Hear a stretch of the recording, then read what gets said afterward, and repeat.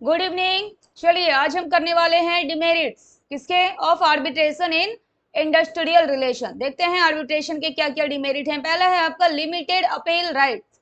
Arbitration awards are usually final and binding. Arbitration से जो भी डिसीजन होता है वो आपका फाइनल हो जाता है, बाइंडिंग हो जाता है, आपको मानना ही पड़ता है। With very limited scope for appeal. बहुत कम स्कोप होता है कि आप यहाँ पर डिसीजंस को ना मान करके आगे जाएं। Even one party feels the decision is unfair. कई बार ऐसा होता है कि एक पार्टी को लगता है डिसीजन जो है वो फेयरनेस के साथ नहीं दिया गया है, अनफेयर डिसीजन है। तो वैसे भी केस में जो है दोनों पार्टी को क्या करना होता है, वो बाइंडिंग होता है डिसीजन, उनको मानना पड़ता है। इसलिए लिमिटेड अपील राइट्स और बहुत लिमिटेड स्कोप होता है अगले स्टेप पे जाने के लिए, आगे के स्टेप पे जाने के लिए, अपील के लिए। नेक्स्ट है आपका लैक ऑफ ट्रांसपेरेंसी। देखिए आर्बिट्रेशन जो है ये आपका प्राइवेट होता है। अगर आप कोर्ट में जाएंगे तो फिर मीडिया में बातें आएंगी और वो प्राइवेट नहीं रह जाएगा, लोगों को पता लग जाएगा। जो रेपुटेशन है आपकी ऑर्गेनाइजेशन का वो थोड़ा सा डाउन होगा, कस्टमर का ट्रस्ट आपके ऊपर से हट जाएगा। इसलिए जो ये कंपनियां होती है क्या करती है, आर्बिट्रेशन का यूज कर लेती हैं। आर्बिट्रेशन को प्राइवेट रखा जाता है। प्राइवेट तो है, द प्रोसेस में लैक ट्रांसपेरेंसी। प्राइवेट होने के कारण हो सकता है जो प्रोसेस है ट्रांसपेरेंसी की उसमें कमी हो।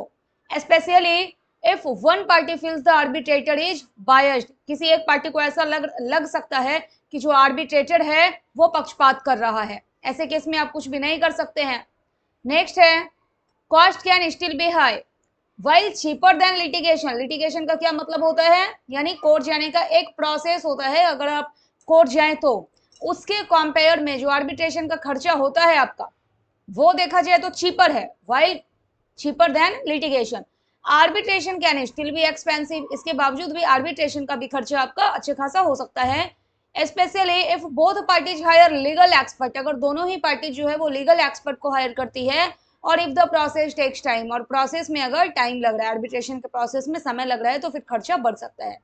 नेक्स्ट है रिस्क ऑफ आर्बिट्रेटर बायस। हो सकता है कि आर्बिट्रेटर जो है वही किसी एक पक्ष में बायसनेस कर दे, पक्षपात कर दे, पक्षपात को करते हुए कोई decision they they. If the arbitrator is not truly neutral. अगर आर्बिट्रेटर जो है अगर वही न्यूट्रल नहीं है, उसको तो न्यूट्रल होना चाहिए।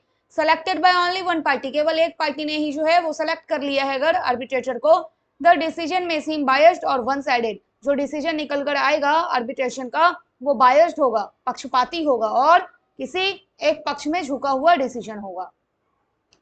नेक्स्ट है आपका नो प्रेसिडेंट सेट। प्रेसिडेंट का क्या मतलब हो गया, उदाहरण या मिसाल के रूप में काम।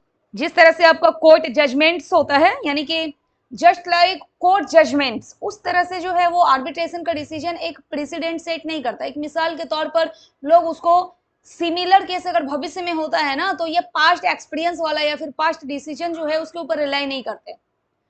Arbitration decisions don't create legal precedents which means similar future cases. अगर सेम केस अगर भविष्य में होता है, can not rely on past arbitration outcomes. तो पार्टी जो है वो पास्ट के डिसीजन पर या फिर पास्ट का जो आउटकम्स रहा है किसका, आर्बिट्रेशन का, उसके ऊपर डिपेंड नहीं रहती है, उसके ऊपर भरोसा नहीं करती है। वापस से फिर आर्बिट्रेशन वो करना पड़ता है सारा प्रोसेस।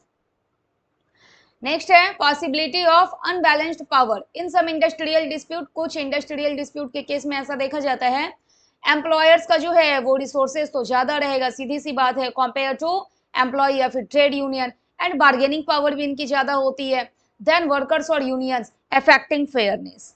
देखिए जो आपके एम्प्लॉयर हैं या फिर जो मैनेजमेंट है उनके पास जो है फाइनेंशियल रिसोर्सेज ज्यादा होगा, एक्सेस होगा उनका लीगल एक्सपर्ट को लेके। और अगर हम इनकी बात करेंगे, वर्कर्स और यूनियंस की बात करें, ये लेस इन्फॉर्म्ड होते हैं, अंडर फंडेड होते हैं ये, और इनके ऊपर जो है वो एक प्रेशर बन जाता है कि आर्बिट्रेशन के डिसीजन को क्या करना है, स्वीकार करना ही है। ठीक है।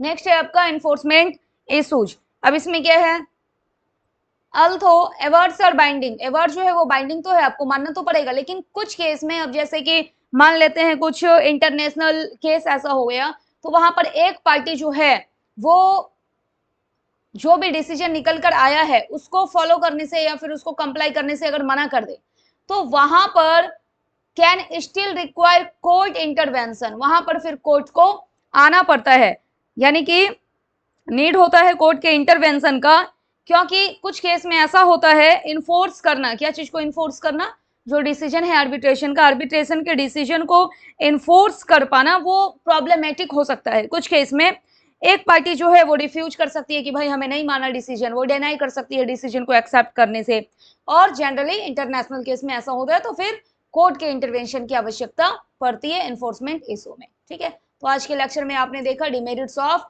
Arbitration in industrial relations. Okay, thank you.